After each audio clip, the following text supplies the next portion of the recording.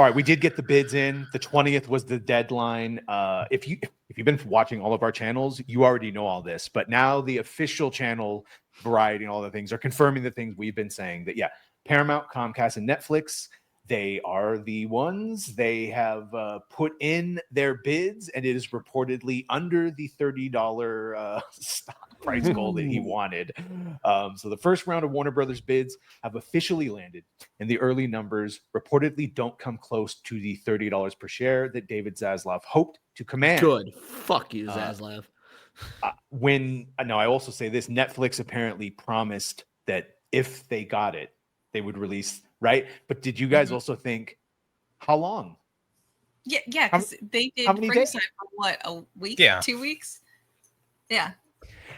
We just read that article that some of them 17, like you're going to give it 2 weeks or you're going to give it 90 days, which I think these is the new, that's the longest you're going to get basically. Well, I think if it's a shower, they'll leave it, right? Right. Like fucking no, not Lilo. I don't think so. I think 3 weeks. I think 3 weeks is going to be their max, and then they're going to put it onto the streaming service. Yeah. Paramount specifically, and we will get to the Saudis because it's mentioned in this.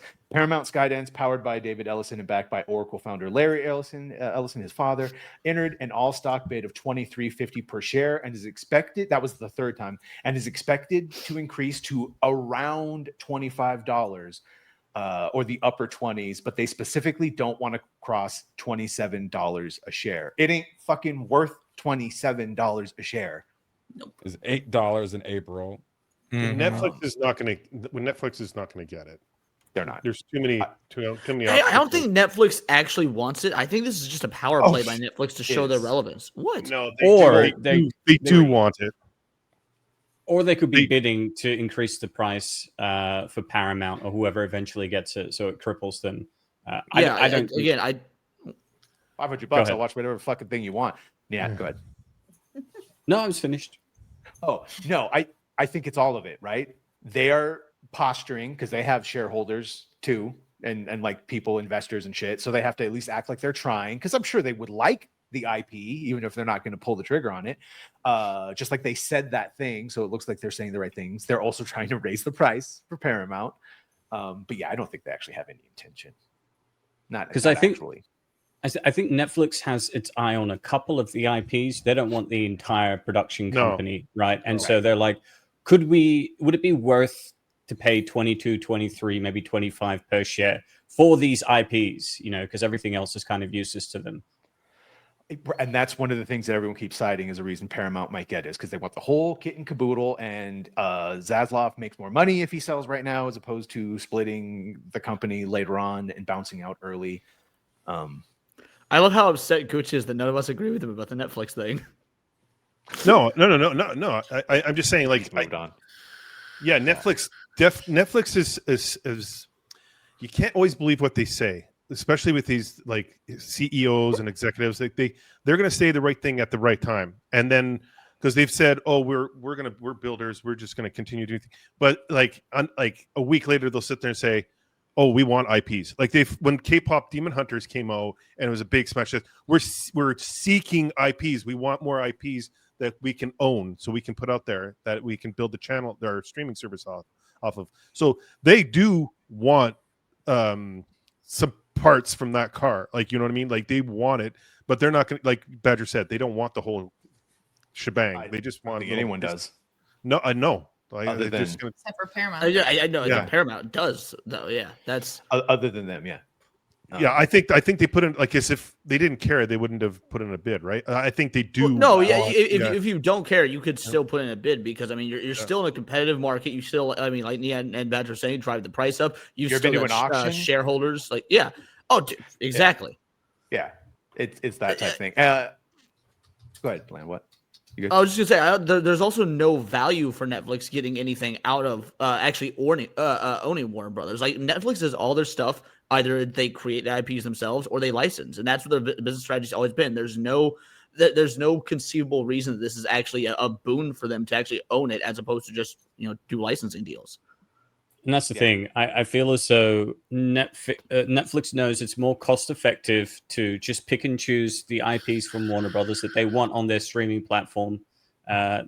based on market research of which films and shows are the most watched, rather than to purchase like a bloated production company. Yeah. And as for those pesky Saudis, it's not dismissed, but it just notes in this that that never came from any official source, whether it's the PIF giving money to Comcast and their CEO, who just happened to be there ostensibly talking about a theme park, but maybe, or whether it's Paramount itself from a different organization, the Dubai or fucking Abu Dhabi, whatever the fuck. So Cosmic Book News lied to us? Sources say. Say it ain't so. What you mean? This Cosmic Book News, who says that his source, as reported, my insiders told me that Gunn quietly pivoted from his DCU plans to what he's calling his Super Family saga. They told me Gunn is out once WBD is sold, and sure enough, after our report, Gunn publicly questioned his own DC. That was when he was "If I Stay," that comment from that one show. In Deadline's article about Superman #1 selling for $9.12 million, a sale that boosts WBD's value by making the overall DC brand look stronger, the outlet directly touches on Gunn's changing DC status. I don't think it makes anything look stronger. It just shows you that the old classic sold for $9. Yeah, like that makes pristine edition of the 1939 issue 1 sold for $9.12 million. And somehow they equated that to DC has a current strong. In fact, it means the opposite. It means that the value of Superman in the DC universe is so bad that the older Superman has become more valuable. Back. Yeah. That's like saying Babe Ruth baseball card sold for like $10 million, but the MLB is like, even more prime. Yeah. Like, or that like the McFarlane like Man of Steel things, when those sell out, that means that whatever. Like, yeah. Well, regardless, the rumor, man, if you're a Restore the Snyderverse, bro, you've been having a good time lately. Like, it's not as dark as we. And if nothing else, now that we've seen what Zach was doing, and that we've seen what Gunn did, a lot of people went, I kind of prefer what Snyder was doing with it. Anecdotal, to be sure, but the Critical Drinker put out a poll on one of his live streams. Over 2,000 votes, and it's not like that's a pretty nice little fucking sample size. And then in 8 minutes, it's over 1,000. Tyrone, 9,000 votes. Now this is a bit more spread, but still 57% for yes, 25% for both. Yeah, so or to some degree of it, yeah. Man, Gunn is that surprised us because that was on Open Bar like 3 days ago, and we were expecting it to be like 60-40. And so when he put it up, and it was like 91-92 at one stage, and then it balanced out to like 90-10. DC's always just been darker in the comics. It was is always darker. That's why I liked it more. Yeah, that's why I liked it more. We all got to question his concept of time. I was on Open Bar 3 or 4 days ago. Bitch, that was yesterday. I didn't say I was on Open Bar at all. I said on Open Bar we were. Okay.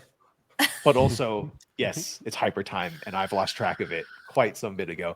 169 of you watching. I've got it set to rate into you, Leon, but just very quickly, I want to get everyone's opinion on this news that they missed their window. We're not getting the R-rated because it turns out Paramount has the rights to do a live action again, only because it is associated with the producer behind Sonic the Hedgehog. Am I thinking this might be good if they do practical effects that look like the OG movies, right? Yes. Give me that. My only hope is that I heard it was by the Sonic people. Yes, exactly. Leon, I know you kind of were excited about Ronin. What do you think? You all right? We'll get it eventually, big guy. I look, I was saying on Gucci's show last night, I do hold out hope we'll get it eventually. This is money left on the table. This needs to happen. Like before you reboot the Turtles, which frankly I'm not opposed to. I think that it's time for that to happen. I do want to see go back to that 90s era, the practical effects, all that sounds good.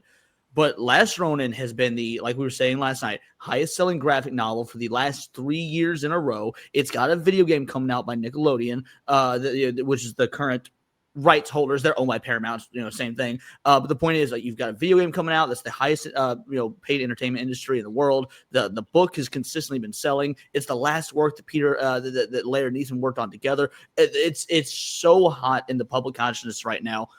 This movie needs to happen. It should be done first, basically used as an end cap before you reboot the Turtles. This is an unbelievable mistake to cancel this, or not cancel it, but shelve it. It's just a couple years, just a decade. By the way, just real quick, yeah, since the 80s, comics in DC have been decidedly darker than their counterparts in Marvel. The 70s, even the 70s, like you talk about, and all the other fucking shit. Yeah, when Green Lantern and Green Arrow, when what's his name was doing heroin, and like it's always been darker story. Tony had an alcoholic. Like, I'm not saying it wasn't there too, because I can already hear the fucking, but the vast majority. All right, what